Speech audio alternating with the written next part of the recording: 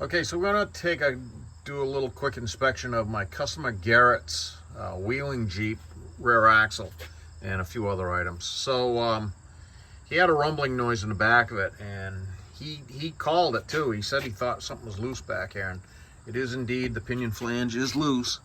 You can see it right there. And the pinion seal is spinning with pinion flange, so that is incorrect. We're gonna straighten that out.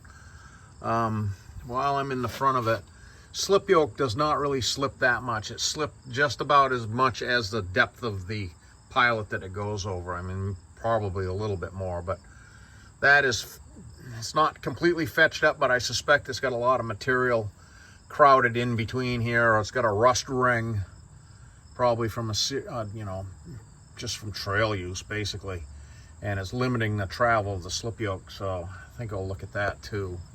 Disassemble that and clean it up so it works right, so it does travel.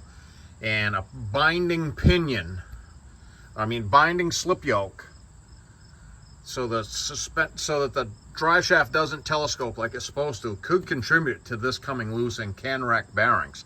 So that's definitely a player here. In the back, did dodge a bullet. I took the cover off, obviously. I'm going to end up taking this apart and taking the pinion out. I wanted to see what the condition of the oil was, so I wiped out this little bucket.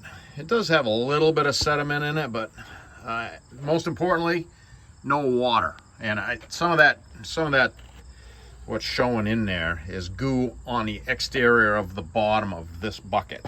This bucket was clean. I mean, you could have used it for a to drink out of. Not that you would, but so that isn't horrible bad. No water though. That's good news.